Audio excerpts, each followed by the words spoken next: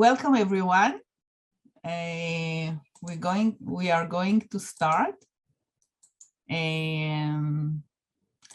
So I would like to, I'm very happy to meet all of you at this webinar about opening small businesses in Israel. I also thank you for writing the comments and the short questionnaire, and it really helped us to understand who we are going to meet today. So thank you very much. I would like to welcome Maxim. Say hi. Hi. And Joey. Hello. And Anton. Hi all. And Isabella. Hi.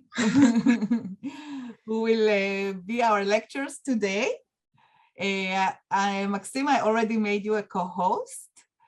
And I'm really, really proud because all of the lecturers are graduates of our entrepreneur program that also Isabella managed at Ashdod until recently.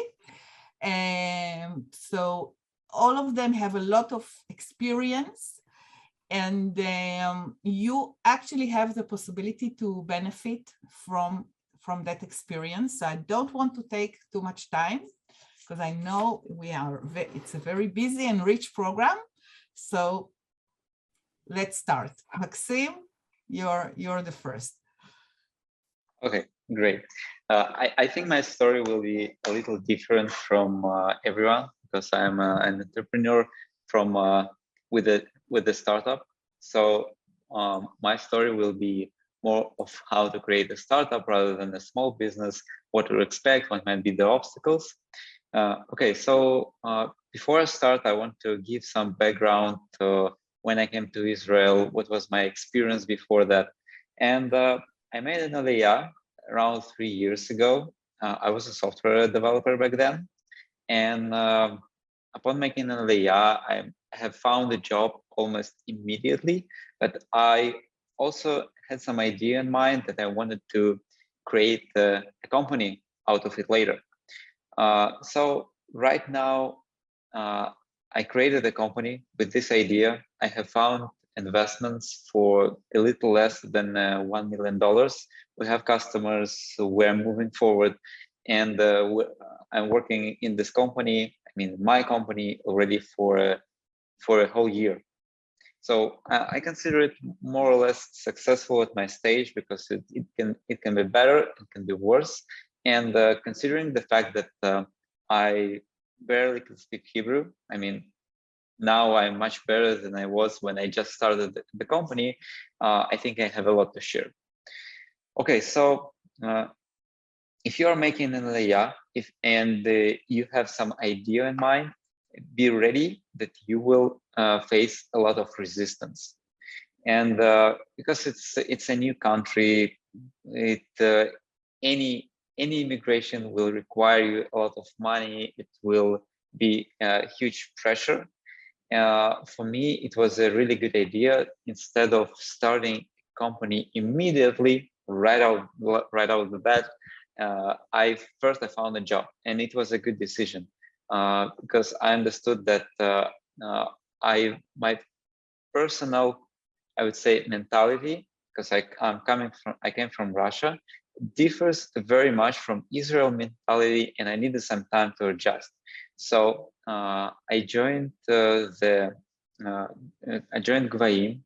and they helped me very much adjust to how things are working here.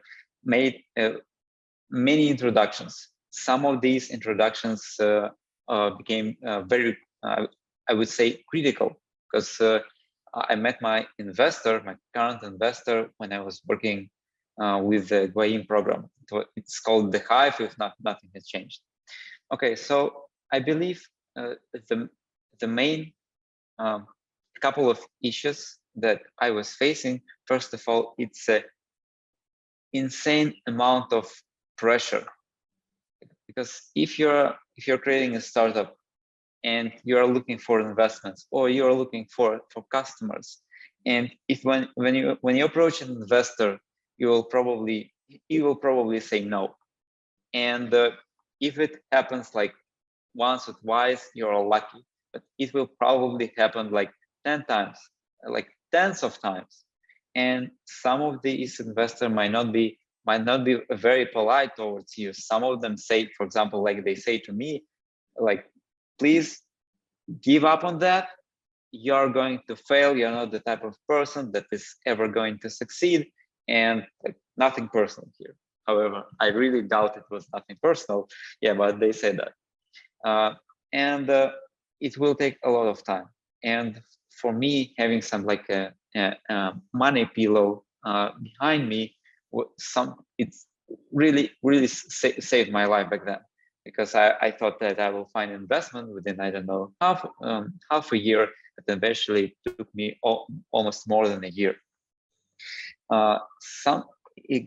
So a good idea when you're opening a company anyway, to really understand the environment you will be working with.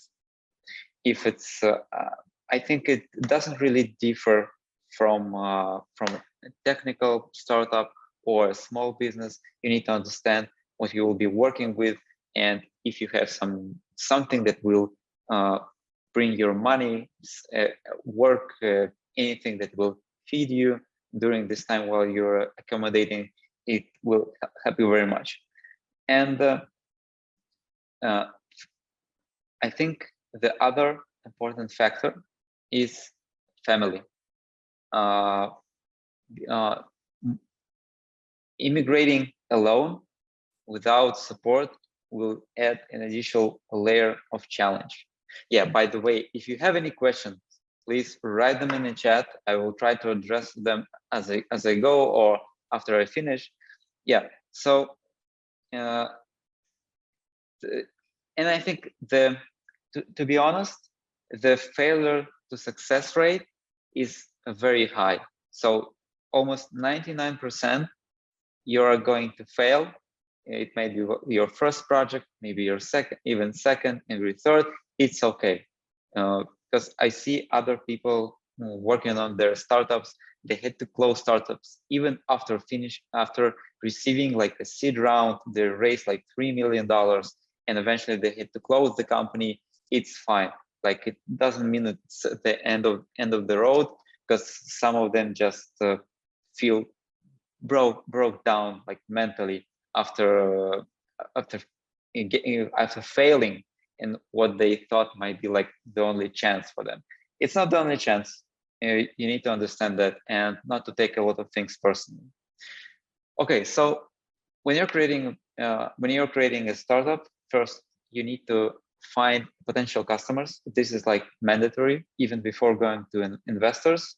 Yeah, you might do that through your friends, family, just cold calling on LinkedIn. Some of people will respond, some not.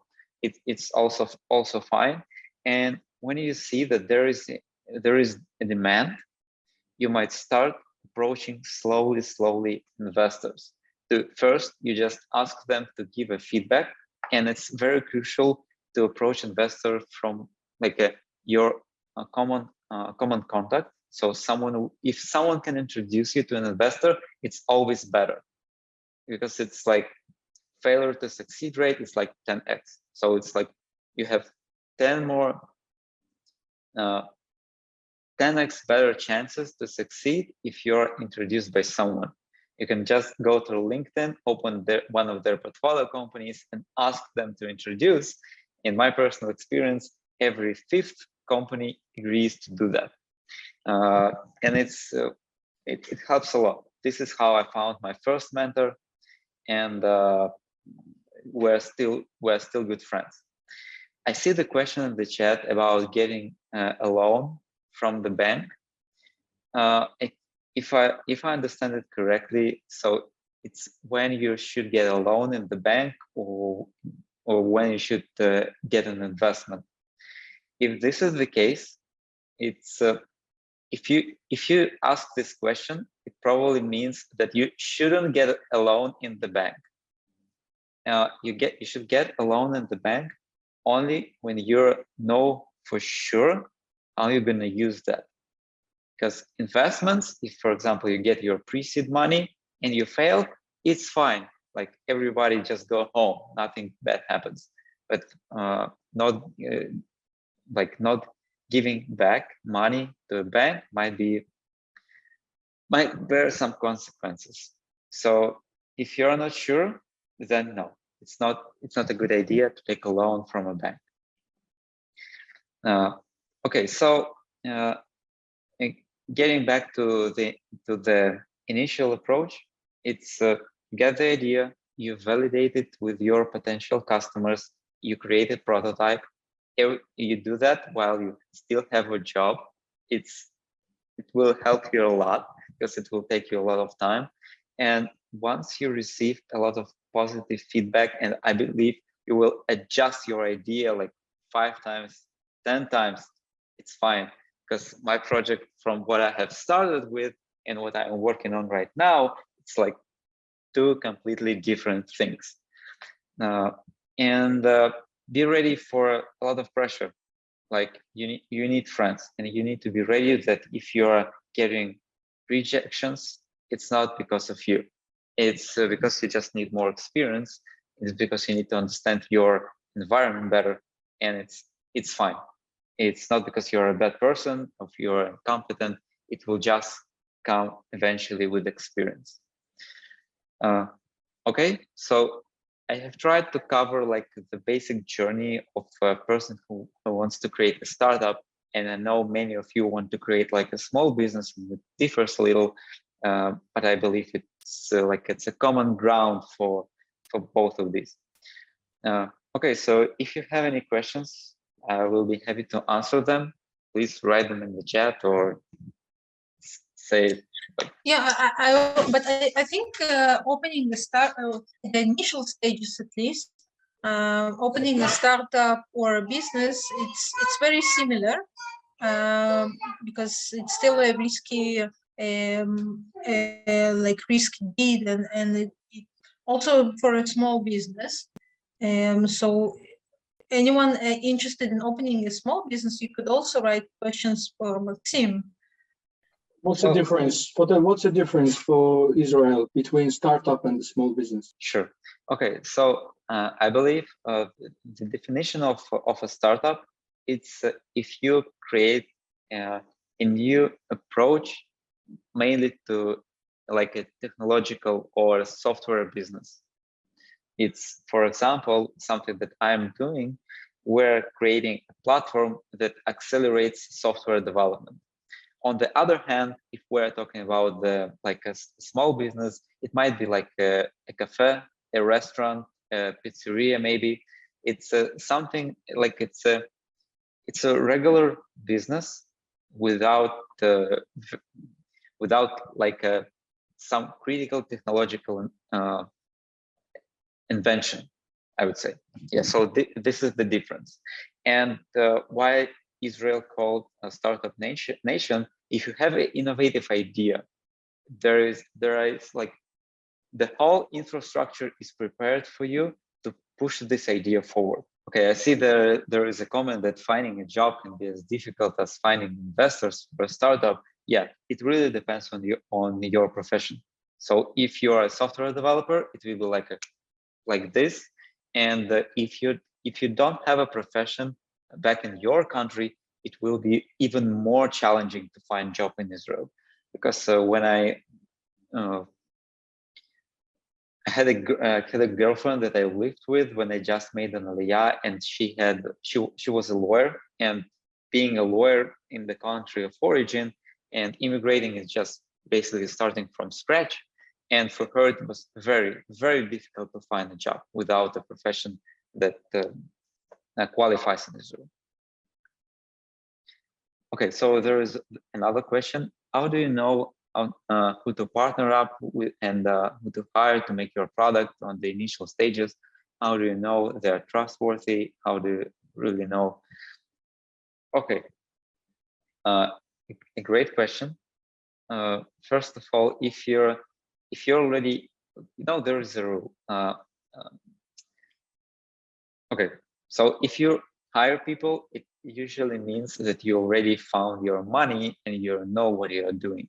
If you're at the initial stages and you decide to partner up with someone, you can suggest just to, okay, so I have an idea, let's give it a try. You can try working with this person, see how he behaves, see if he is efficient. And if you feel that you're not comfortable working with someone, you can always say, okay, I'm not comfortable, I don't think that it works for us, let's just go in each personal direction. So it's okay. Until you sign a contract, you can just state that, okay, let's give it a try, let's see how it works out, and you will decide for yourself if it works for you or not. Has a small e-commerce business in the perspective in Israel? Is the internet shopping popular? I think this is a question that Isabella might address better, but for me, I never shop in person. I do my groceries through the internet. I bought almost everything that I have in my house through the internet. So I believe, yeah, it is. There's a whole industry and section of startups focusing on e-commerce and technologies that evolve around about payments, about shopping experience, about delivery. But yeah, we could speak about it later, of course. Maxim, you have another question. Okay. I don't think this is a question. Maybe this is a statement if you're not talking from about Mark Lentin's comment. If you have questions related to like pitching to investors or finding your first customers or creating a pitch deck, this is something I can help you with. So please free to ask questions now or later. I will be here until the end of the presentation. Okay, so Maxim, thank you very much. I think you gave a lot of very, very important tips and information, and maybe a little bit of disillusionment, but it's very, very good. I want to say that about choosing a partner, I think you said something very smart. You start to work with someone, not signing any contract, not signing anything, just see how you work together.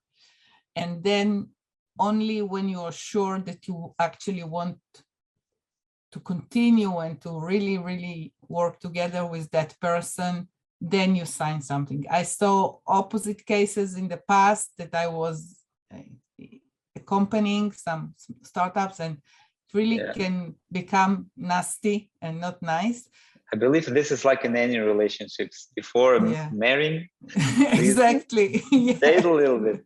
Yeah. There is a very good question from Mark. If I approach government for assistance, yes, I did, and I received money. And I'm working with an incubator, and incubator just makes it easier in some ways. In some ways, it makes it worse.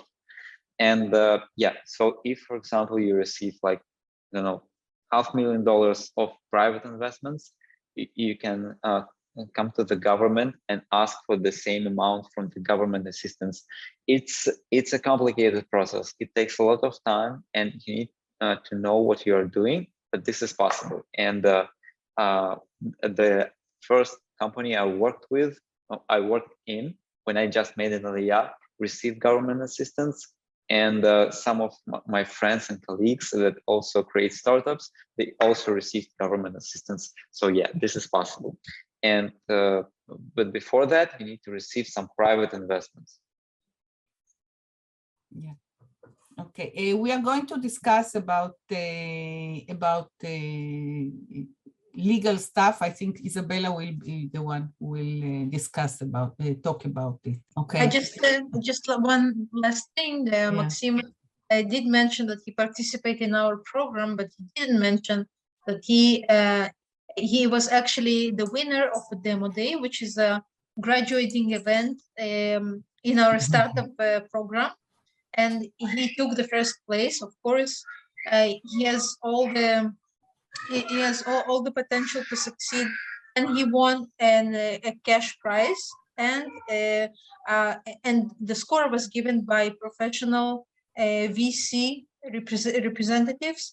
So yes, Maxim is our success story in all senses, and we wish him a lot of luck. And I'm sure that we will hear more about him in all the landscapes of all the startups, in all the reports. And good luck, Maxim. Thank you. Maybe I just remember I forgot to mention one thing. If you don't carry a good English with you, it might be a good idea to learn Hebrew first. So I think also Joey will be able to also to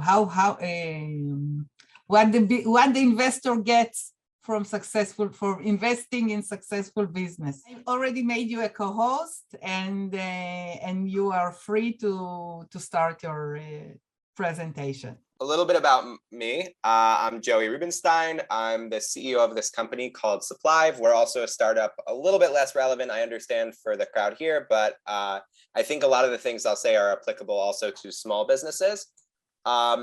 Basically, I emigrated from the Maryland area. I lived there for the majority of my childhood. I also studied there at the University of Maryland. I served as a lone soldier for 3 years. And then I worked a year in PR, in public relations. And after that, I decided to start this startup with a few friends. And basically what we're doing, long story short, is we're helping small retailers with their supply chain management, or otherwise known as like their inventory, how they purchase things, how they bring things into their store. And yeah, and basically they have this big problem that it takes them way too much time today to actually use any of the systems in existence. So the idea is we're building a system that's really simple, really quick, really easy to use, which will allow them to manage their ordering and inventory really easily. And so we basically we built already an inventory management system. That's sort of part one. We have a special database that makes it very easy to use, very simple. And then we also are building out a product for the suppliers, for the people that actually give the products to the small retailers. And yeah, that's it in a nutshell. That's kind of what we're doing. Let's see. Okay, so let's see. Now we're going to get to that interesting stuff.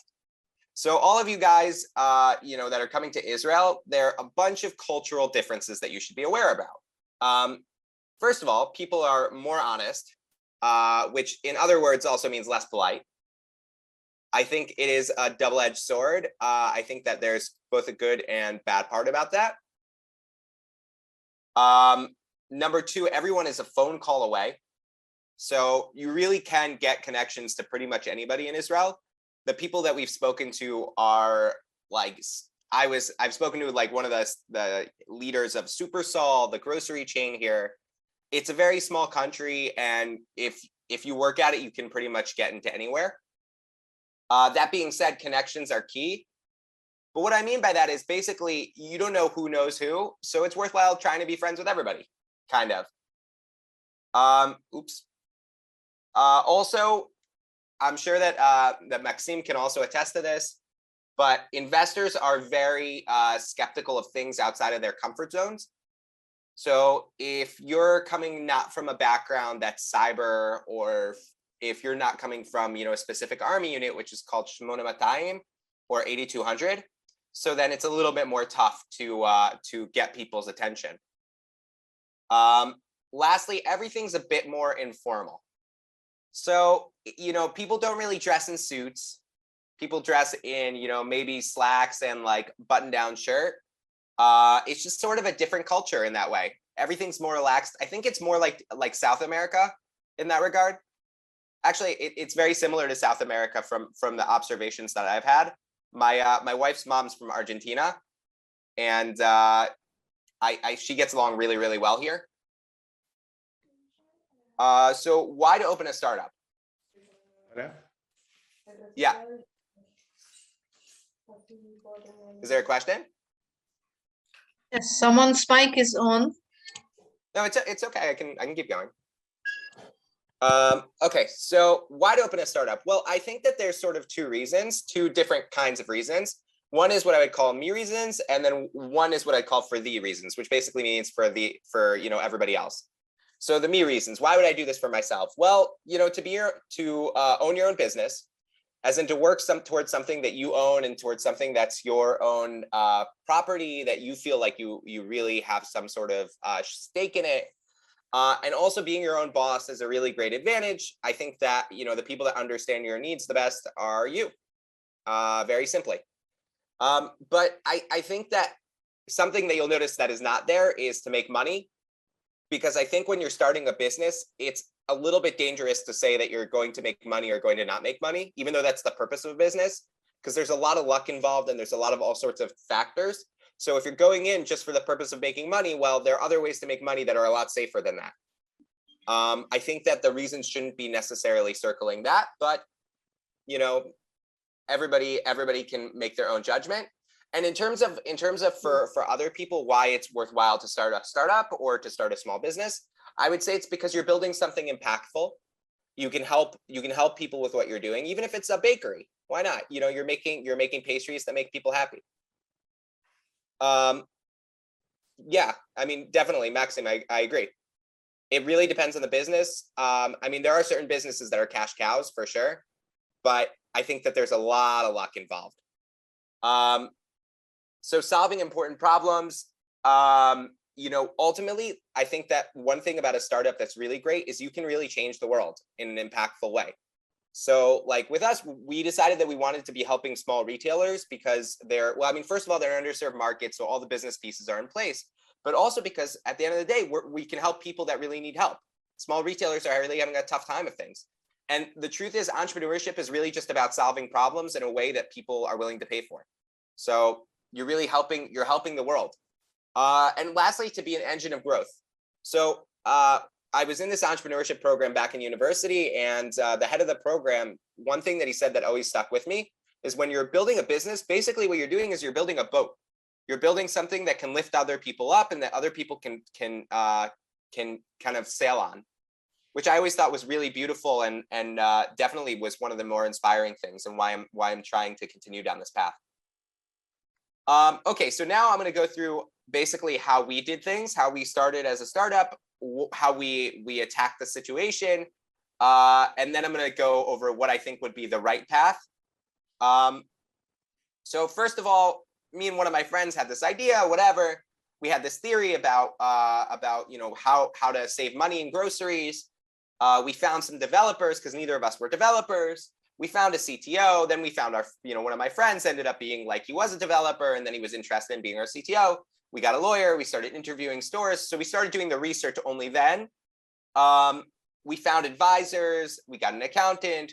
We raised a little bit of money. We sold to pilot customers, applied to an accelerator, and then started a more serious raise. Now, for a whole bunch of reasons, while this is working out for us, just because of sort of, I would say, grit, luck, and a whole bunch of other things, I don't think this is the path that most people should take in terms of getting themselves set up. I think there's a much easier way to go about it and to find and figure out basically if the startup's going to succeed. So first and foremost, see a problem. Is there a problem out there in the world that needs to be addressed? Have a theory about it. Then do market research. Talk to the people that are really surrounding the problem. So like, if let's say I want to, make bakeries a million times better, well then so speak to bakery owners, figure out what the problems that they're dealing with are, and then see if it confirms your theory or not. Then at that point, find the co-founders, especially a CTO. Especially if you're building a software business. Obviously, if you're not building a software business, this is a little bit less relevant. At that point, you need to get a lawyer, get an accountant. The lawyer and the accountant will deal with most of the legwork here in Israel in terms of getting the business set up. I mean, you could do it yourself, but it's most of the time not worth it just because it's a real big pain in the butt, and especially for non-Hebrew speakers. Apply to an accelerator. At that point, it makes sense to apply to accelerator. Wait, Maxim, what's a CSO? Chief Science Officer? Chief Sales Officer. Oh, yeah. it's funny, like all the C positions, people can call them sometimes vice presidents, or there are all sorts of different names for it. Find relevant advisors. So yeah, at that point, start searching for people that are in your field and that are experts in your field. It also doesn't hurt to have people that are more generally involved. Like a couple of our advisors are people just from around the Israel ecosystem, like really great, entrepreneurs, and they're definitely helpful. They definitely have their value. But if we had people that were working directly in retail, I know it would be a lot more helpful. So that's definitely the direction you want to go, is find the people that are the most involved in what you're doing. And once you have the market research and you have the team and you're building a product, people are interested. It's really not so complicated. Like you're giving them something, they're helping you out a little bit, but business is about relationships that people want to have. So then, continue. If you didn't start, build an MVP. Oh, okay. So how do you find a good CTO? How do you get to leave? How do you get to him to leave what he was doing to come work with us? All right. Well, first of all, in our case, my CTO is a personal connection. So if you know developers, that's always the best start. I think otherwise, there are all sorts of programs today through different organizations like Y Combinator or others, where basically they actually do founder matching. And you can say, this is my idea, I'm looking for X, Y, and Z. Yeah, that's also definitely going to events is a good idea. It's really just, it's about getting out there and seeing and meeting different people. But there are now like online, almost like dating services for it. So that would be the place I would first start, just because I think that's the easiest, the path of least resistance. If you don't have some sort of personal connection, I don't advise doing what we did in terms of going offshore and trying to find developers. It's not a very successful route. Like you would have to scout the people out. There's a lot of work involved in it. It's good to have offshore developers when you're a developed company, not when you're a starting company. That's the thing that I discovered, and I think that most folks in the community would agree with me. Okay, so then you're building an MVP. An MVP is a minimum viable product. Important term. It's not just a most valuable player, it's also a minimum viable product. You want to find pilot customers. At that point, you're trying to find people that basically will try out your product. You can offer it to them for free. It doesn't really matter. The idea is that you're just trying to break the product, get it into a level in which people can actually use it. Yeah, exactly. Hilarious. And then, basically sell. At that point, your idea is just try to get as much traction as possible. Once you have some customers, go out, raise money. It's not really that complicated. If you can prove that you're selling successfully, people are interested. And especially for simpler products. So our issue is we're dealing with supply chain management, which is pretty complex, all things being said. So for us to get that initial level of products taking a little bit longer. And usually if you're a first-time entrepreneur, it's much better just to evidence people with how well you're actually doing in the marketplace. And then people are like, oh, well, they're already selling. At the end of the day, there's not so much mystery about it. You're trying to make money with a business, and people are more interested in businesses that make money rather than ones that don't. So sell. And then after you raise money, sell. Keep selling and keep developing your product. So that's in a nutshell what I think you should do. So how to raise money. This is what everybody's interested in. I would put it down to three things. First of all, utilize connections. If you have somebody that can put you in the room with an investor, that is always better than reaching out cold, no matter what the situation is. The people are like 100 times more likely to take the call. They're 100 times more likely to be serious about it. The world of investing is so confused and so silly, it would blow everybody's minds, but that's just how it is. Second of all, story. Everybody likes good stories. Tell your story. Say this is the biggest problem in the world. It has a huge market. We're going to impact the world in this way. We've got the perfect solution. It fits the market. And if you deliver a really motivating and inspiring and most of all, a story that actually makes sense to these people and is simple, well, they're going to be interested in what you're saying. Lastly, drive. I think a lot of what Maxime was saying, which is definitely right, is you're going to hear a lot of no's. I've spoken to other entrepreneurs, people that were better connected than I am. And they were saying like, yeah, we spoke to 100 investors before we got the 4 that actually invested in us. I don't know if it's going to be that extreme for everybody, but definitely that's not something crazy. You have to speak to a lot of people. It's like finding your spouse, honestly. It's really crazy. Also, the world of VC in general, it's kind of an echo chamber. So you want to do something which is called building FOMO, which is fear of missing out. Basically, you want to time it so that way you have all of the investor meetings all around the same time. This is what basically, I'm trying to remember what the guy's name was, but there was a podcast about like these folks that were in the venture capital world in Silicon Valley. And they were saying like the best way to go about it is you figure out exactly who your top investors are, who your medium investors are, and who your low investors are. You start by reaching out to the medium investors. And that way you get, if you succeed, great, you succeed. But if not, that way you've practiced, you're more ready, and then you can come to the top investors a lot more prepared. Okay.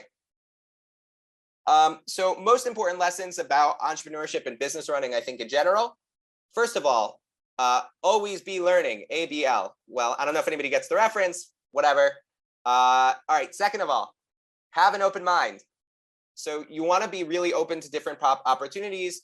I am a big believer in just taking pretty much any meeting, just because you have no idea what the person can offer. It's like how they say, like, if you find a good person for a job, even if you don't know what the job is, maybe hire them.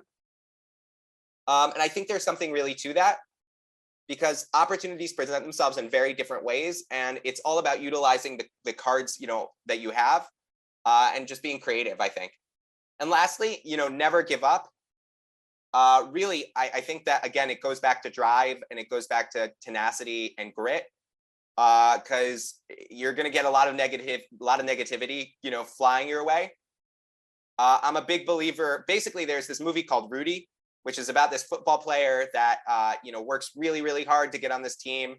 And there was this interview for the actual football player that the movie was made about. And he talks about there are these people called joy killers, especially in the business world. There are people that would just want to basically say you're wrong.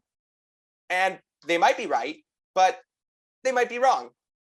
So believe in yourself, because you're going to be your own best advocate. And that's it. Any questions?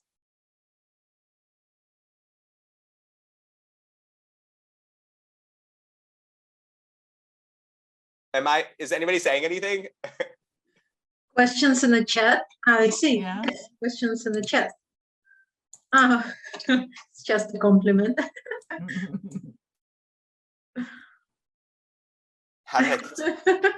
Thank you. Hilarious. No, but actually, Sergio, he wrote that Argentina is quite formal, because when you mentioned South America as informal country, including Argentina, so maybe it's. Oh gosh. Well, Sergio, didn't mean to insult. That's just my mother-in-law, so maybe I'm wrong. So difficult to live here. Really? What? It's all like suits and black ties and stuff? Excuse me? Everybody's wearing suits? No, people come dressed up for interviews or opening a business in suits and tie, No, I say about the informal in general, the way to be business is so informal in Argentina and South America also. Okay, wait, I'm not sure if it's AI or AL, but so just about small businesses, I would say that a lot of the sort of underlying things I was talking about are similarly applicable. So the stuff about raising money, I think less matters. The point of a business, I would say that in some ways, small businesses are much better, because you're seeing your results right away. You can go out, you find something, and what you're trying to do is you're trying to find a market, and you're trying to sell to the market as effectively as possible. So it really depends on the kind of small business that you want to do. Obviously, if you have more specific questions, I'd be happy to help out, in private or over message or whatever. Yes. I just wanted to say that I think if in some kind of small businesses have a lot more regulations than in the high-tech sector. For example, if you want to open a restaurant or something that relates to food, there are a lot of regulations that do not exist and make things more complicated. from municipality point of view, from a kosher point of view, for example, it's something. So it really depends on some businesses. It's like I'm talking about not high-tech businesses that's not so different than in the high-tech sector. For example, e-commerce, usually you don't need to invest so much money so it's in a way even less money than in a software product. But there are other issues like supply chain, for example, that needs to be addressed. But if it is a small business, I don't know, something that mostly what comes to my mind is food, because food is something you have a lot of local regulations that do not exist when you open another kind of business. So I think that No, we have a question from Fabian asking if someone can send money to Israel from Latin America if you want to invest in your own startup. So like money transfer. Yeah, I was about to send back. There are definitely change fees. So like if you're going to transfer it to shekels, you would have to pay for the change for the foreign exchange. I think that also you're going to be charged just for like, basically dropping the money in the wire transfer. So I know in the States, it's like $15 per wire transfer. I can't imagine it be that much different for LATAM, but I might be wrong. But also there is regulation to transfer a large amount of money to Israel that you need to consult because of the issue of money laundering. Even to transfer money from your account in the US, for example, or in Argentina or in any other country, it really doesn't matter, into your own account in Israel, it is something that it's a process. Yes, some questions where there's some financial questions here. For example, if you can have dollar accounts, yes, you can have accounts that are not in shekels, but they're just not useful. Yes, exactly. But it's possible in every bank. Yes. Yeah, people don't really get paid in dollars here, unfortunately. Like we have a lot of dollars in our account, and it's not as useful as shekels, practically. So Isabella, the stage is yours. I will just make you a co-host. Just a minute. Yes, thank you. I need to make you. I saw some questions about the procedures, the process, like the steps. How do you get an accountant? How do you get a lawyer? It's just like in every country, you have service providers here in Israel, and you just contact them. Sometimes it's by referrals, or sometimes you can just type in a lawyer in Israel, or another option is to find search them in LinkedIn, which is a professional networking website. I strongly advise everyone to create a LinkedIn account, whether you're a business or a small startup, it doesn't matter. A professional account also for the company and also for yourself as a founder. And then there you can find all the service providers and ask for recommendations, or you could just search in Google and search for those that are English speakers, of course, or other language speakers, because you do want someone speaking your own language. All the procedures will be in Hebrew if it's in Israel. Legal, financial, bureaucratical procedures will be in Hebrew to some extent, and I will talk about this in my lecture. But when you speak to the service provider, you could speak in other language. It doesn't have to be in English. Also, you can find on Facebook groups, find groups for Olim, and then ask in those groups for recommendations. I see all the time people asking for recommendations for physicians who are English speakers, or other service providers, electricians, lawyers, accountants, and then you know it's coming from a referral, and you could ask the person which type of service he received and get the impression. Legal procedures, I'll just show you. I'll show you. And another question, how long does it take to open an LLC or similar in Israel? The good news are that the processes are quite short. Some of them, some of the registration process take a very little time. I don't know if it's easy, but because as I said, it's done in Hebrew. So if you have a good Hebrew level, sometimes even this isn't enough because the language is very high level and bureaucratical. So maybe you could take a friend with you who is a native Hebrew speaker, or you'll find service providers that you can trust, and they will guide you and help you with this process. But you need to trust them, because if you don't understand what you're signing, it could be problematic. For a startup, for a business, it doesn't matter. Those service providers become, in some way, part of a team or part of the company. You need them both for startup and for a business. So Joy, thank you very much. Maxime, of course, thank you as usual. I won't speak about exactly which procedures you need to do, because I'll speak about startups and businesses. And it's hard. We have different entities, but you'll get a sense. Okay. So I'm part of Gvahim already for 6.5 years. I started as a program coordinator in Accelerator. An accelerator was mentioned by Joy, for example, as type of program that helps startups. And that's exactly what we did. We were local, Zoom sessions and other online solutions weren't so popular at that time. I started in 2015.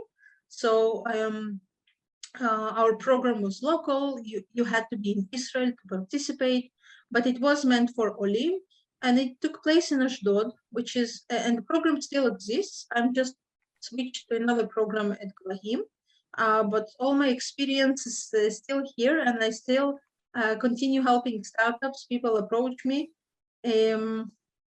So, and I keep following the news and publications and any discussions people manage on topics of startups, investments, and businesses in Israel.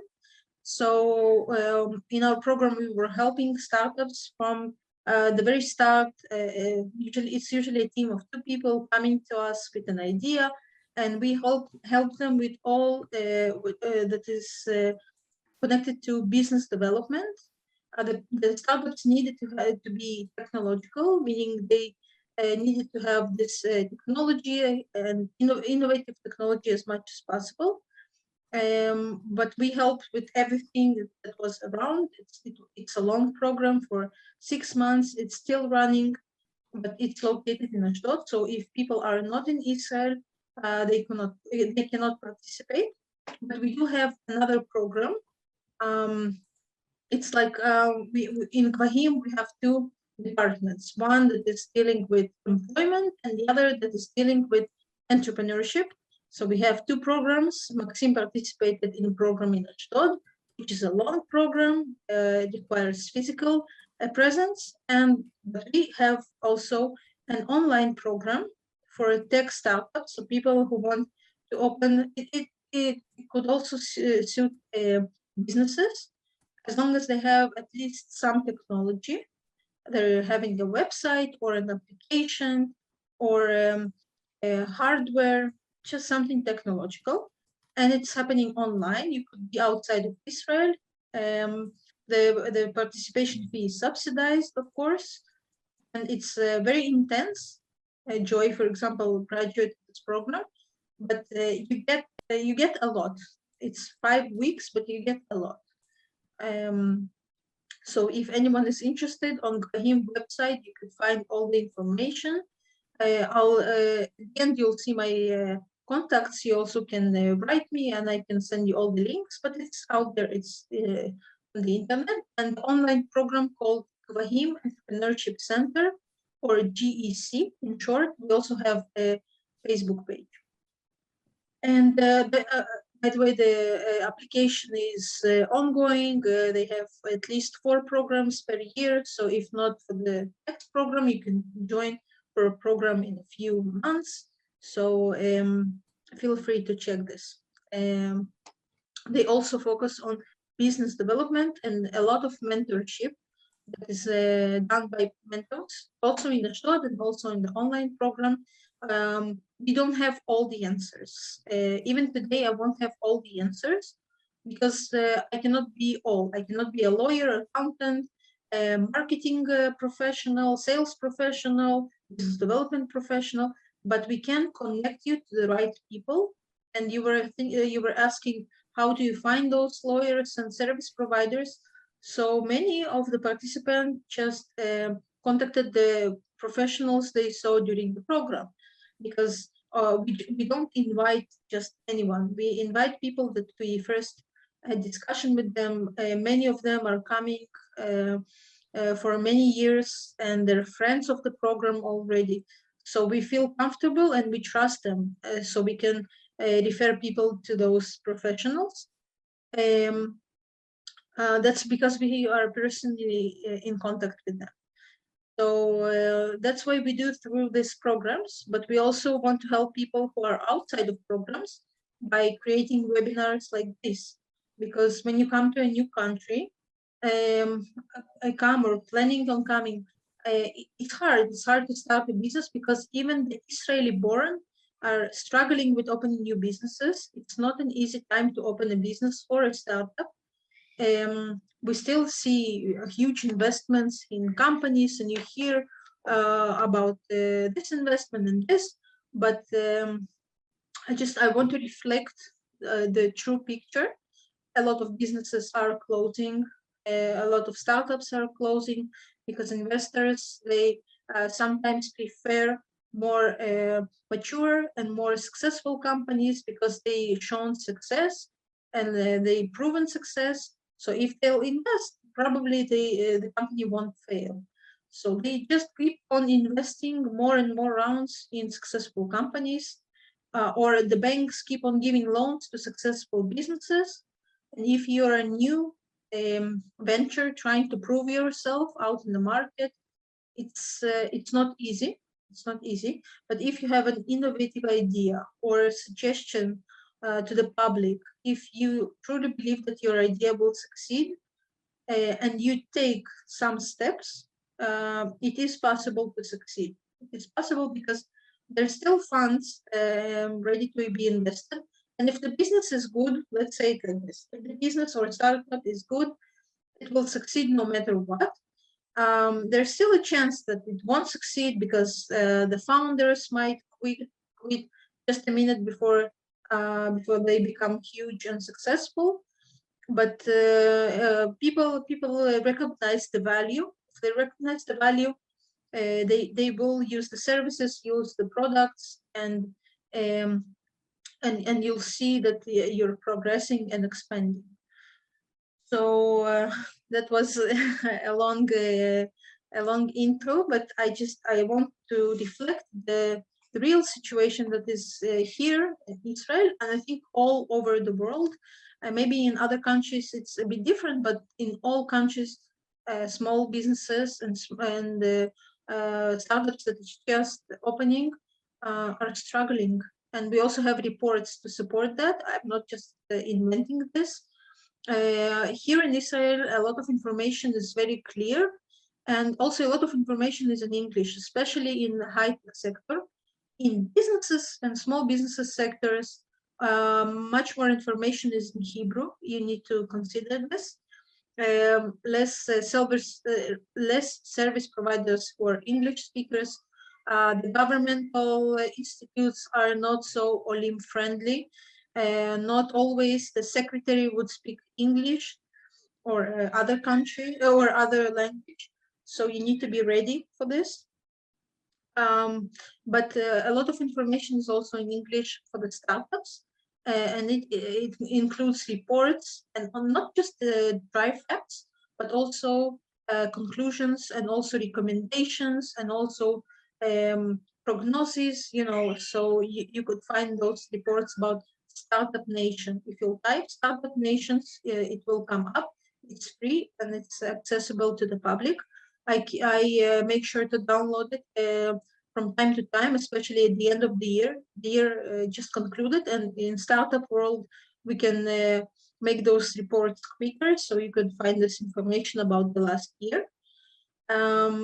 And for the next years, I think it's not going to be much easier. It's going to be just a little bit easier, but not much. We won't come back to the times before Corona so quickly. It's still going to stay with us. So that's the situation currently. About definitions, some people asked what's the difference between a startup and a small business. And actually, it's there's so many definitions of startups. There's so many definitions of what is a business is, especially small business. We're not talking about medium businesses because you need to be small at least before you grow up. I don't think we have people here with us who could right away open middle-sized business, which requires a lot of money. So you'll start small. But I think the biggest difference is the technology and technology, amount of risk, and amount of needed funds. And I'll explain. Because the startup relies usually on more deep technology, a more innovative idea that could expand and become a huge network like Facebook. No one ever thought that Facebook will be what it is today, but in a way it was a startup. It wasn't, at the time when Facebook started, it was a startup. It wasn't a business. Maybe now it became a business. It depends on how deep the technology is, but they recently rebranded, so yes, they have a deep technology. So they rely on technology more. A small business could be anything. It could be a lemonade stand, it could be a shop, it could be an advertising agency, it could be anything that could be opened right away and start selling. Startup, because of the technology, requires development and investing in this technology and making it much better. You start with a pivot. You start with a smaller example of the product, and then you modify and make it better and better until you have a product that you can sell and launch. And then you start expanding. You start creating more products and so on. And small business could stay local. You could open a barber shop, and that's it. You won't open a chain. You won't expand to other countries. You could just stay local in one city. So that's a huge difference. Also, a startup requires much more funding. That's why the sums that we are talking about are hundreds of thousands of dollars, millions of dollars. It depends on what stage and how deep your technology and what you have to offer to investors. And the small business could approach the bank, take a loan, initial loan, or invest its own money, and that would be enough to start becoming successful. And the expansion rates would be much slower for the business, but the startup could become, universal, like Facebook, for example. So I think this is the main difference. If you want to check more information about startups and definitions, you could visit Investopedia website. I recommend, and it gives pretty good definitions of different terms. If you meet a term and you're not familiar with it, check Investopedia. It's like Wikipedia, but in the business world, and it's more associated with startups. So you could find their examples and more correct definitions than just in the internet. And there's actually, when I try to search just out of curiosity for a definition for a small business, there are none.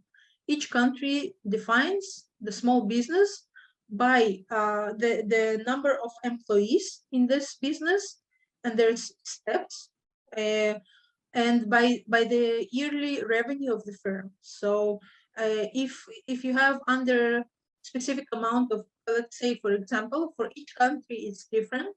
That's why I can't give an example. And for Israel, you could find all this information on the website of Ministry of Economy. Because it changes all the time. So that's why I cannot give, you could find this information by yourself. And there's also an English version of the website. So if, for example, you have under 10 employees, you're a small business. If you have between 10 and 20, you're a medium business. If you have above 20 employees, you're just a business, corporate, chain, etc. And also a yearly revenue.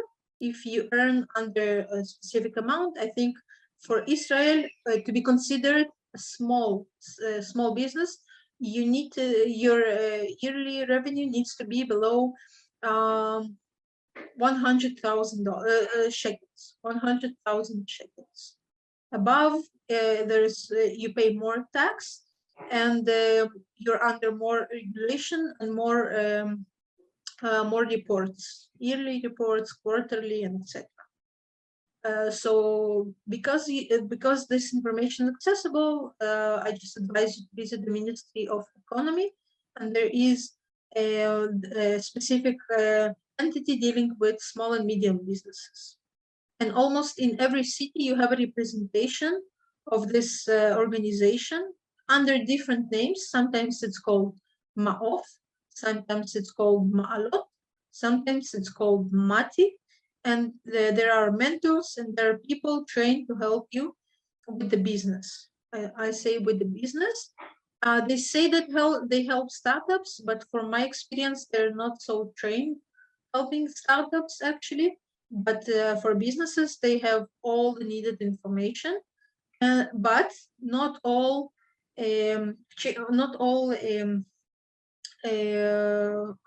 organizations like in every city are Olim friendly. Some of them are more. The more Olim there are in the city, the more friendly the offices are. I think the mainly ones that could help Olim in English are the ones in Tel Aviv, the one in Holon, the one in Ra'anana, and in Jerusalem. All the others are great, but they're just all the information, courses, and activities they have are in Hebrew. So that's not always suit Olim. So people were asking about process, stages. So this is how I see it. Of course, it could be different. In general, this is usually how it happens. This is usually the path. But again, for different kind of businesses, it could look differently. If it's import or manufacturing business, first of all, it's not small business, but this would look much different. If it's a startup or a small business, yes, it looks kind of like this. Of course, it needs to start from a decision.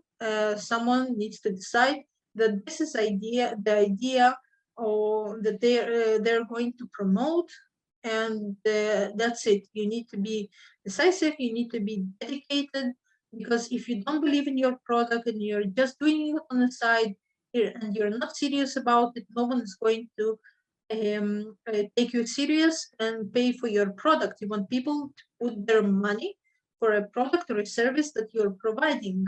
And if you're not serious, it's not going to happen. You can try and somehow twist it, but people will see it, and soon it would end, and it would end badly. you will be left with debt. So you need to take this decision and be serious about it, especially if you're a startup and you're trying to raise huge amounts of money. As I said, hundreds of thousands of dollars. And you're coming to investor that sees you for the first time, even with recommendation, and you're asking for this. And if you're not committed and serious, he won't invest, and that's it. And the idea will stay as an idea. So next one is initial funds, and I mean you need to prepare. Again, if you're a startup, you need to take at least 1 year, knowing that you won't have any kind of income before you will get serious investment. Usually that's what happens. If you take less and you plan half a year, think what would happen if you won't get the funds. Then you will be stuck and the idea will die. So you need to prepare as a startup at least for 1 year to survive without income, meaning you need to save, meaning you need to explain it. Maxim talked about it. You need to explain it to your wife, your husband, and they need to understand that this is going to happen, because if you have pressure also from them, you don't need this pressure. It won't succeed.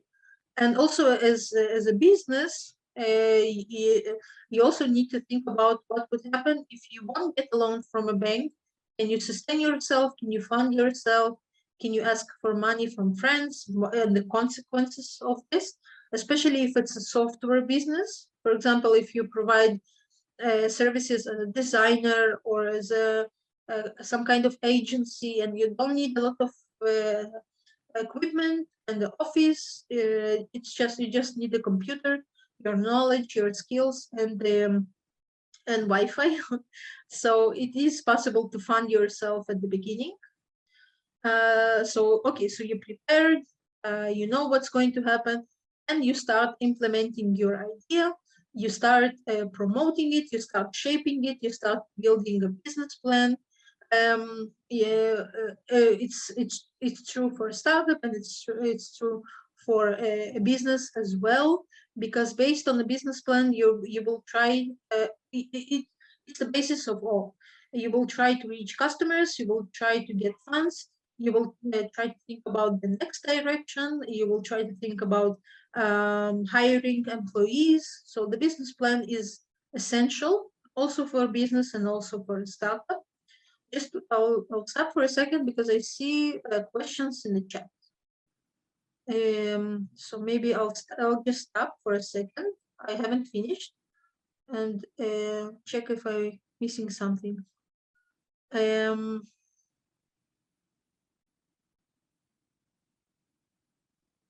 There's a long, there's the Joseph's comment. What do the programs cost? About the programs that I've mentioned, the programs we have for startups. By the way, unfortunately, we don't have a program just for businesses, but the businesses, as I said, could approach the online program. The program in Ashdod costs around it's 800 shekels, which is $200 for the whole course. It's 5 months. And the online program, I don't know, because sometimes they change. But on the website, you see all the costs, and the website and the application form for both programs are updated. So you could see, I think it costs a bit more, maybe $300 or maybe less. You could check, but the cost is subsidized in any way. It's not what it costs to us. To have a participant in Ashdod in a 5-month program, it costs thousands of shekels. To have a participant in an online program, it also costs much more than what is required. So yes, hope I answered the question. The first employee you need to recruit should be a translator from Hebrew, maybe. Okay.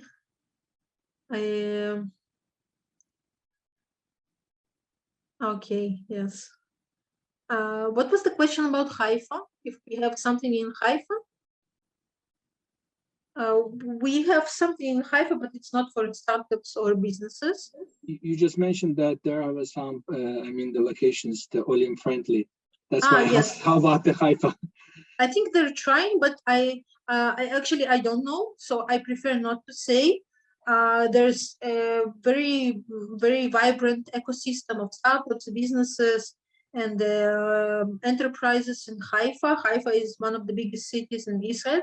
I don't know about if the organization that helps businesses from the Ministry of Economy, how Olim friendly they are. So I prefer not to answer. I'm sorry, I don't know the answer. Okay, Alexei asked if it's possible to run small business without keeping accountant and lawyer in staff. You're not actually, they're not in your staff. I mean, I meant for them being like a staff, but they're not. You just contact them in the times of need, and they could become your advisors because they're so experienced and they saw things. They're not, sometimes they run their own business, sometimes they work for someone, but even from their experience, they have a lot of input to share.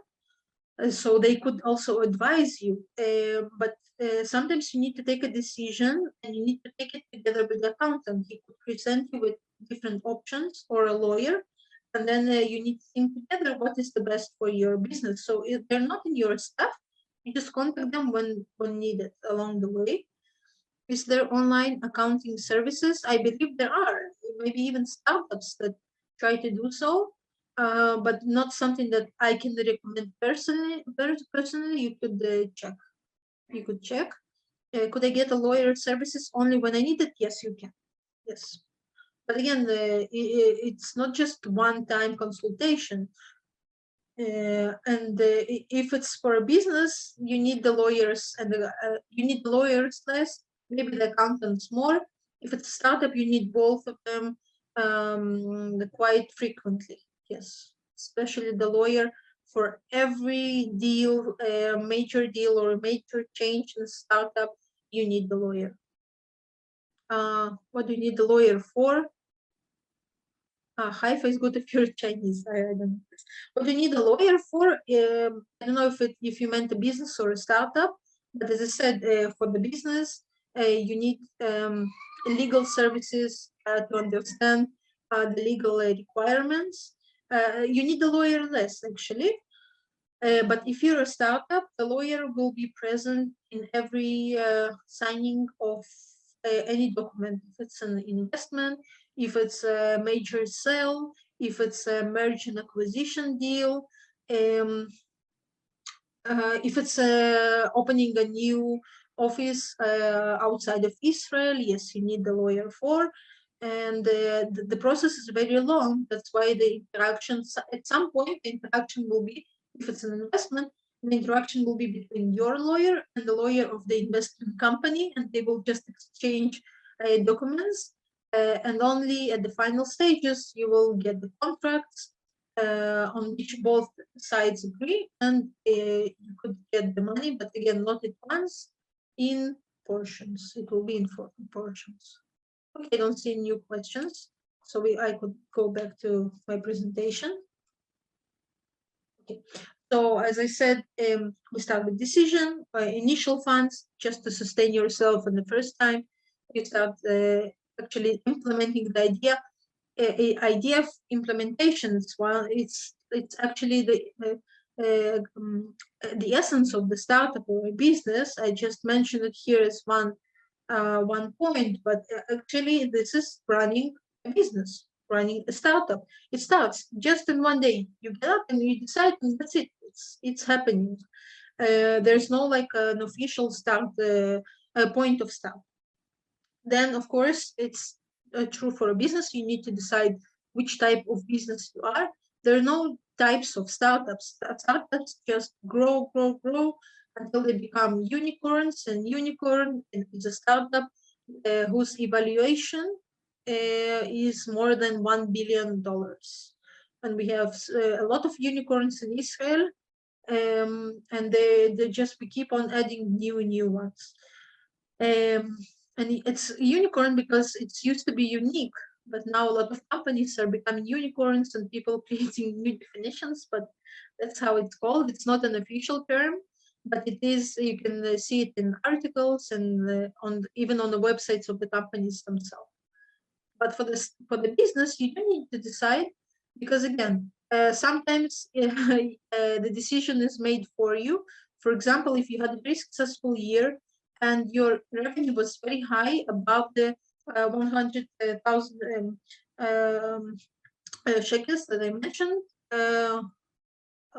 100,000 shekels that I mentioned, then yes, you become, from a small business, you become you level up to the next step, and then you need to pay more taxes, as I said, and submit more reports. And it doesn't depend on you.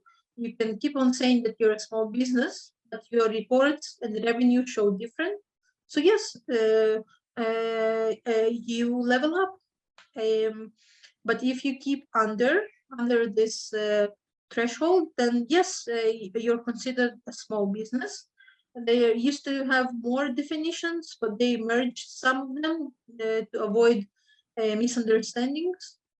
And I don't know, we have different crowd here, so I don't know exactly which is LLC and etc. It's the terms that are more common in the United States. I know they just exist, but I don't know exactly how to match in between them. So you could ask your accountant, your English-speaking accountant who is an Olim friendly, and he could help you with that. And that's it. And once you start hiring, hopefully more and more employees, and your revenue grow, and yes, you keep on leveling up and becoming a bigger company. Yes. And each step requires more and more from you. Once you start hiring employees, not just partners, they're your employees, then yes, you need to create programs for them and pay their pension plans and insurance and health programs, etc. So as I said, it requires more from you. And when you're one person or partners, there's also partnership a type of business, then yes, it's just you. And by the way, something that is very important here in Israel, people who are independent, meaning they work for themselves, they don't hire they don't have employees, and they don't work for anyone else, so they call independent. It's like a different type of kind of a business, and the government does not pay pension for them. They need to make sure that they approach the insurance company and set up a pension plan and separate health insurance, because no one is going to take care of them. They need to do it by themselves. You're not obligated. You can also skip this, but then you won't have pension once you retire. And we retire here at a very advanced age, men at 67 and women at 64 for now, and they are expected to this number to grow. So the independent businessmen need to think about themselves. That's just something that I want to mention. Maybe in other countries it's different. What else? Questions? Check out Nolo for legal literature, maybe. Alexei, thank you for all lectures for sharing. Okay, so we have someone who needed to leave. Isabella, yes. I have a question. Can I ask a question? Do you have any requirement from government when you open the small business, the number of people you should hire? Do you have any requirement? No, you don't need to hire anyone. You can be independent, but still you'll be a business. You do need to open and register. That's the next point. No, it's a great question. That's the next point. So you cannot just decide that you're an independent, you're a business, and you start giving service or sell product without any kind of registration. It doesn't work like this. I don't think anywhere. So yes, you start. This is the B stands for business. For startup is different. I'll explain. So if you want to open a business, first thing you do, you can do all the research and all all the decision making before.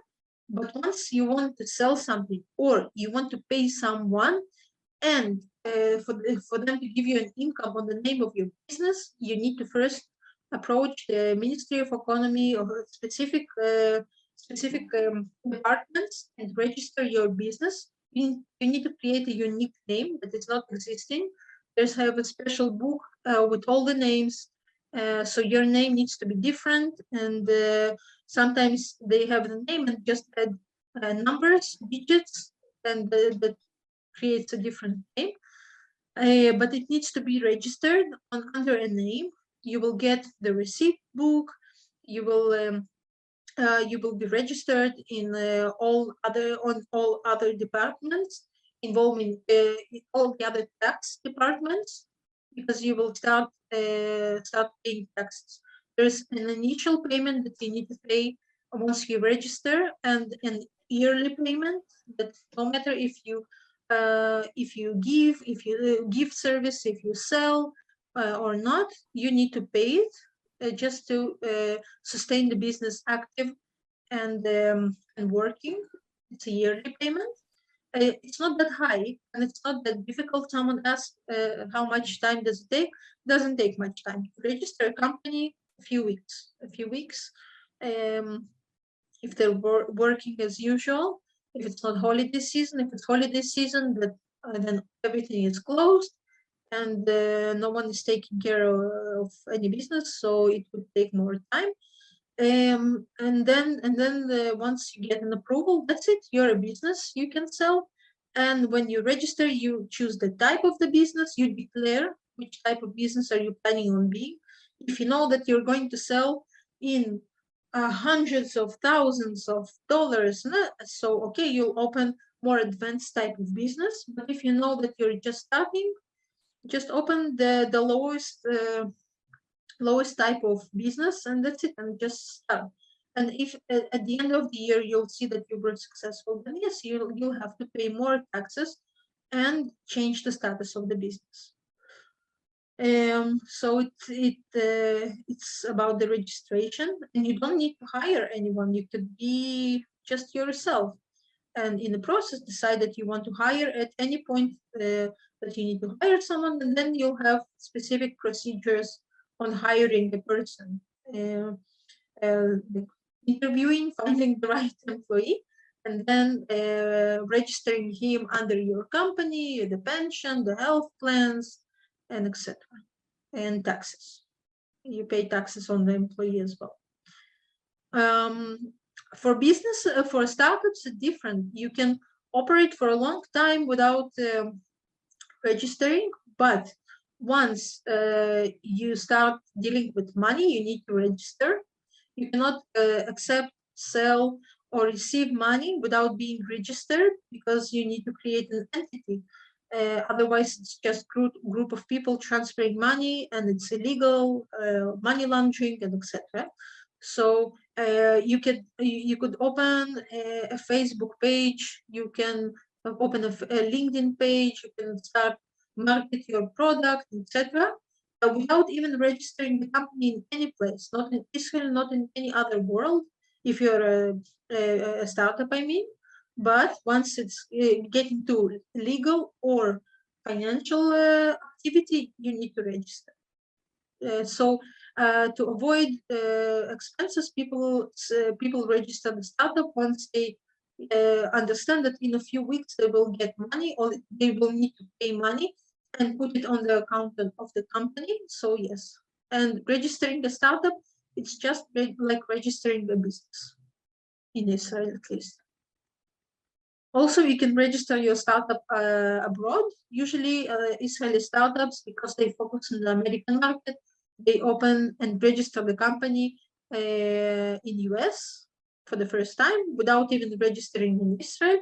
They pay taxes. Usually some of the team stays in Israel, some of the team is abroad.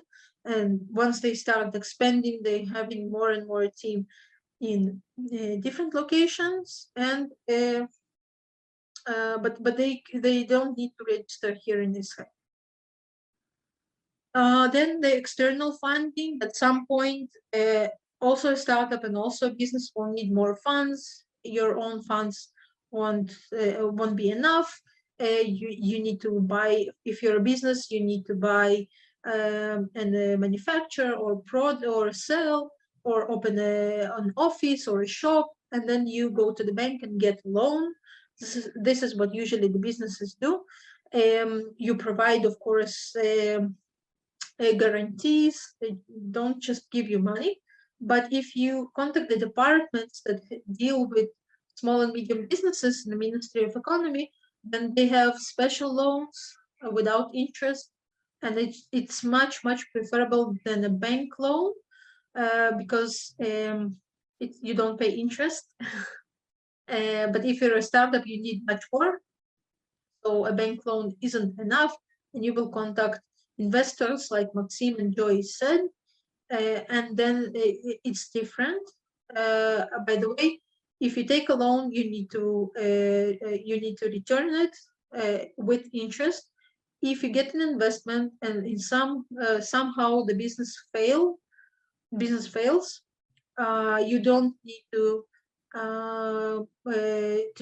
to give all the money. You will give everything you have, but if you spend some in the process of developing the startup, you don't need to give it back. That's why investors take a big risk when they invest in a startup. With businesses, it's different because the risk is much lower. If you open a shoe store and you did all your research and you understand that that's the best location to open your shop, then the risk is minimal. But when you're trying to promote innovative idea never seen like this before, the risk is huge. Especially if it's something so much innovative. There's no much ideas to innovate. Almost every idea was already developed somewhere. You will discover it when you start researching, but still people still manage to innovate. Then, as I said, you get another funding, and then you start marketing, then you have more funds, then you can reach more audiences. It's true for startups and businesses. Marketing is a huge part of a startup because initially it's planned to reach many countries. We don't say the whole world because it's impossible, but it is more than one country for a startup. While the business could just reach the population of a city where it's located or a few cities, and that's it. That's enough for him, for a small business. Once you, if your marketing is done properly, then you'll start to sell more, and maybe even expand, as I said, to another branch. And for a startup, sales are much bigger. More quantities of product or services, and sales are done usually abroad. Israeli market isn't a market for startups. Actually, it's a good place to set up a company, start a company. Actually, there's a lot of investors here and a great ecosystem for launching a startup. But you're not going to sell to the Israeli citizens. You're going to sell abroad, and then you once you reach this point, you need to think what's next. For business, usually it's just keep on growing, keep on selling more, but the pace is going to be very slow. For a startup is whether to expand to another market, whether to develop another product, another feature, and that's it. Actually, this is like the cycle. Actually, sales, it's less than a preparation for opening a business and a startup, but it's part of the cycle of being a startup and a business. Some people also asked about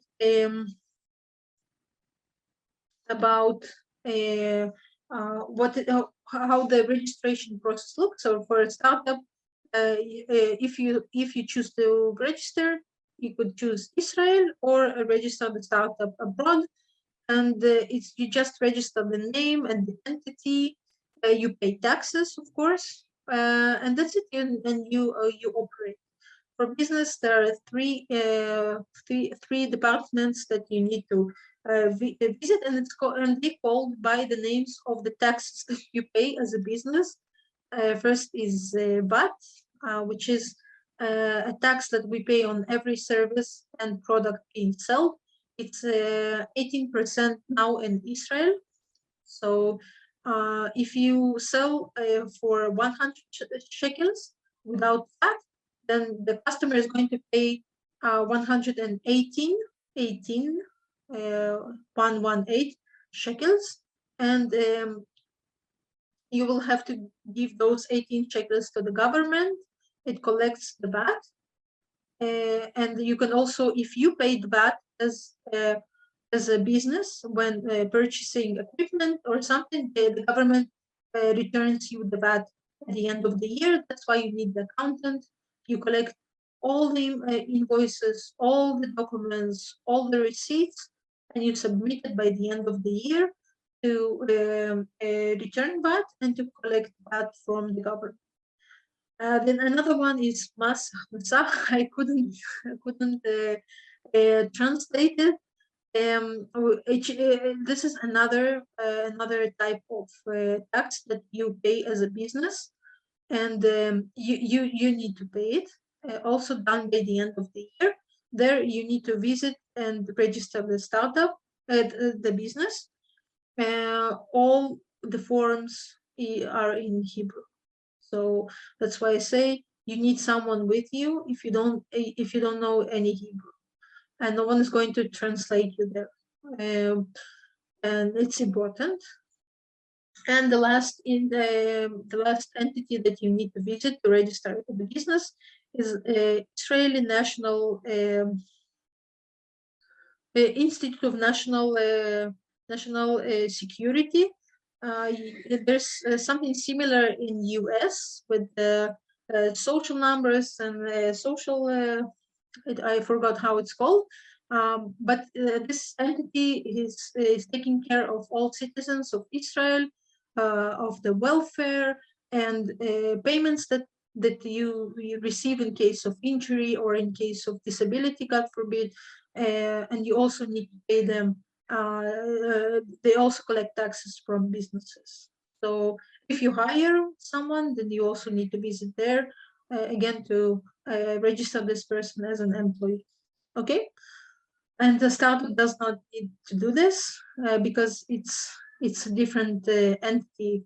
They're just selling abroad. And if they decide to hire people, if they startups act like businesses in the sense, if they decide to hire people here in Israel, then yes, they need to take care of those people because they're still here and they need to be insured.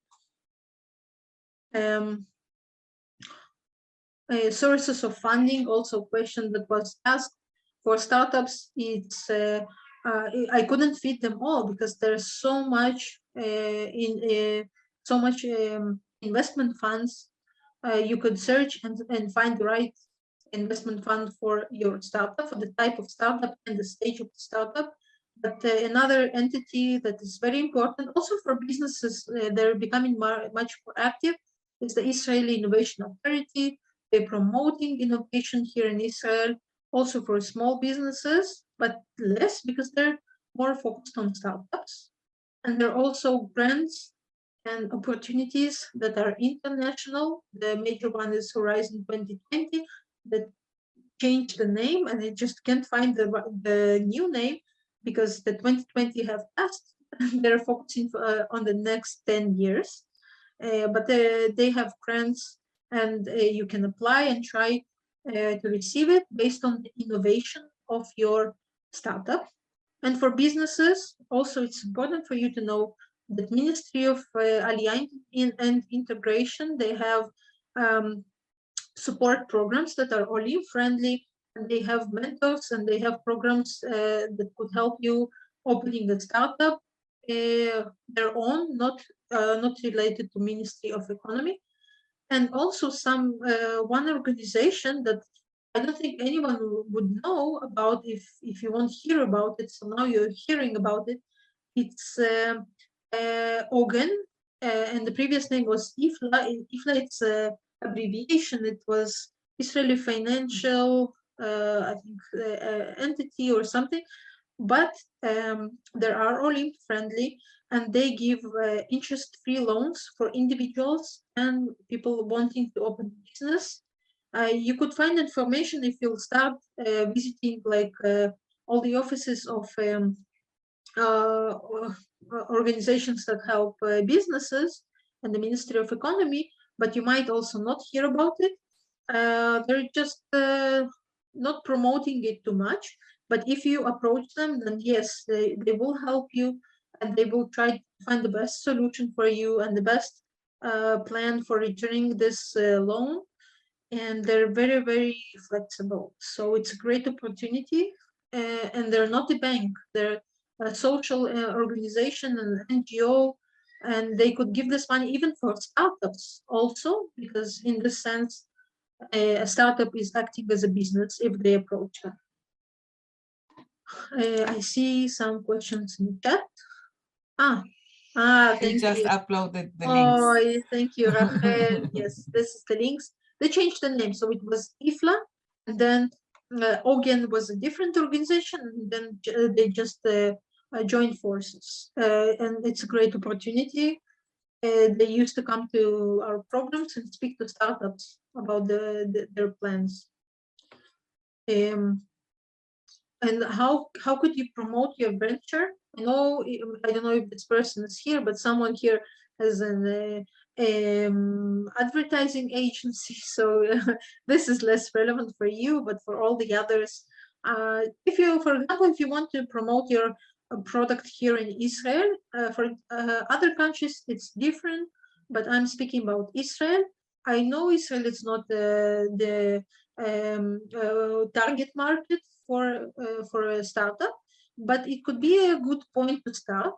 And again, if you have traction and users here in Israel, it's also a good sign for the investors. But here in Israel, to promote the business or a startup, we use a lot. We use social networks, and I know maybe some of you surprised to see TikTok, but yes, it's gaining more popularity. Big companies also uploading TikToks when they're trying to hire employees. I saw them.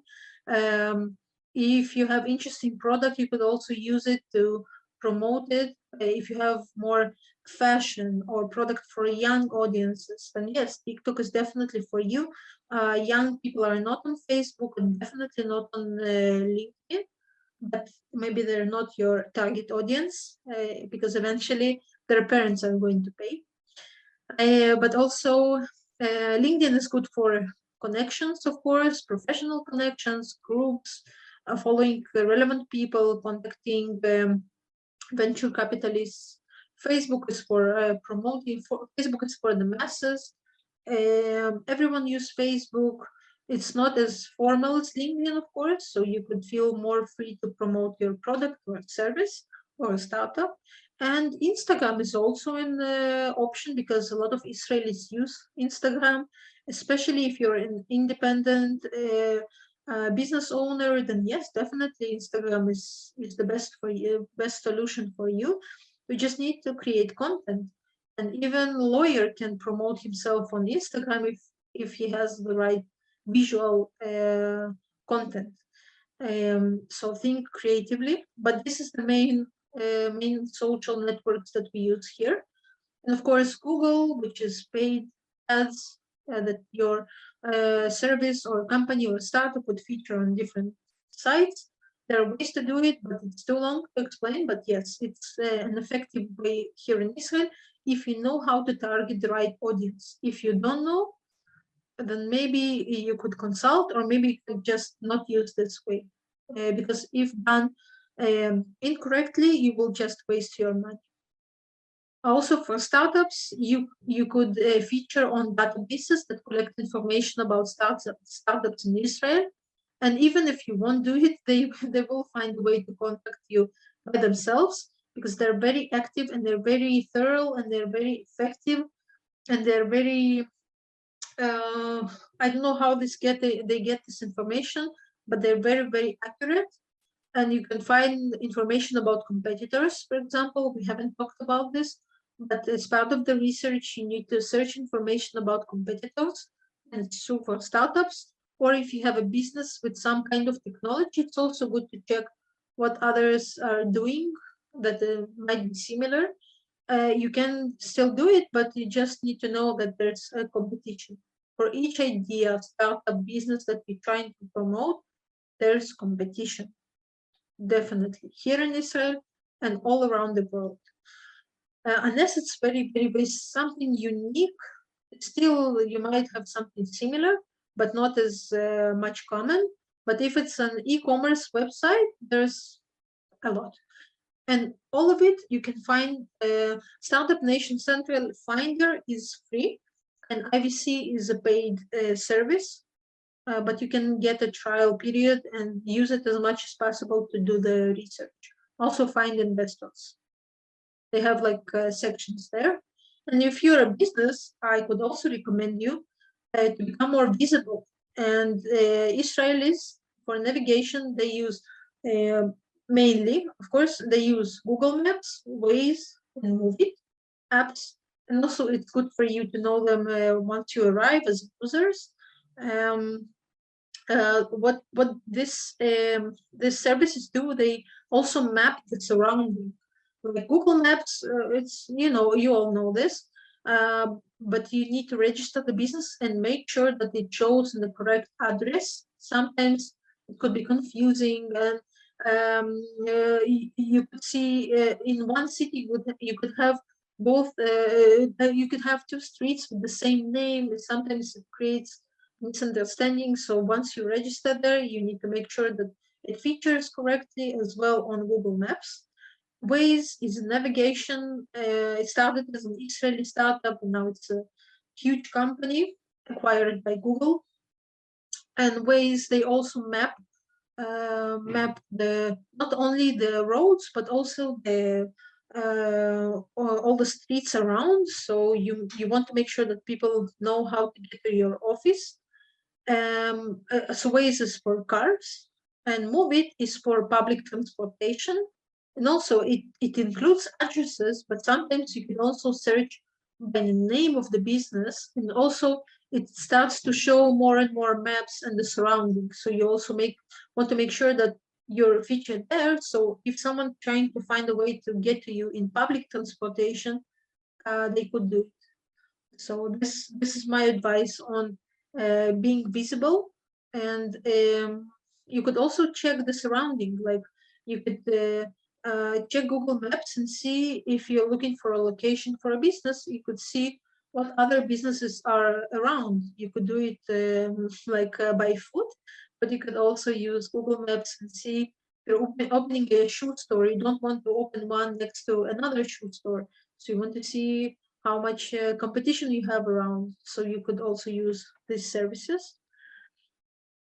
And the last slide is all the programs.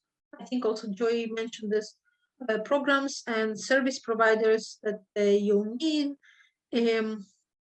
So Gvahim, as we spoke, has programs for businesses and startups, also other programs if you're looking for a job. But I think the three main service providers, also a startup and a business needs, are lawyer, accountant, and in some cases marketing agency if you have the funds and you don't feel that your marketing is on a high level and you don't have someone who could do the marketing inside the team, then yes, you need a marketing agency, but again it costs money. And for startups, in regards of supporting programs, you could find accelerators and incubators. It's a professional term and it refers to programs for startups in different stages. So there are also pre-accelerators. Sometimes it's for the earliest idea, sometimes even if the person is just alone and he just starts to think about a startup. An accelerator usually accepts a team of 2-3 people with a little bit based idea, usually before funding. An incubator is for advanced startups that are ready for investment. They have achievements and users and advanced product, and they also invest money by themselves. Usually it's up to 2 million shekels, which is $500,000, just a little bit more than $500,000, but they will negotiate for a big amount of your shares from the startup. They want to invest less and get as much shares as possible. That's the negotiation. And for businesses, you could use, again, there's another consulting service. It's a company called Keren Shemesh, Ray of Sunshine, and it's also from the organ that we mentioned before. This organ, this service is complete. They have a team of mentors that can also advise you on different topics of business development, marketing, sales for the business. So Keren Shemesh is not for the startups. And you could find English speakers mentors there as well. And I think that's it.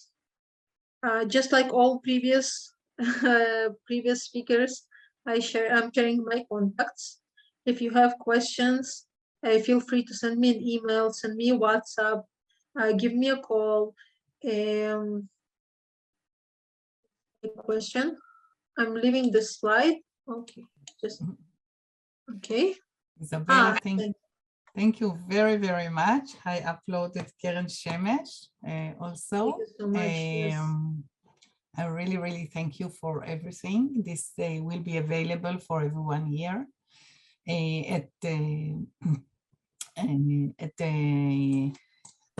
the recording will be available at the Gvahim Academy. So I'm very, very thankful for everybody that joined our meeting today. And really, really thank you very, very much. I just wanted to say, if you have questions, of course, you are welcome to ask now.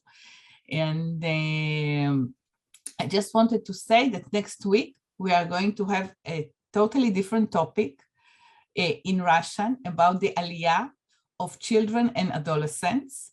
It will be in Russian, and I'm going to send everybody an invitation. So if you have children or you're planning to make Aliyah with children, it will be available also later this year in other languages. Next week, it will be in Russian.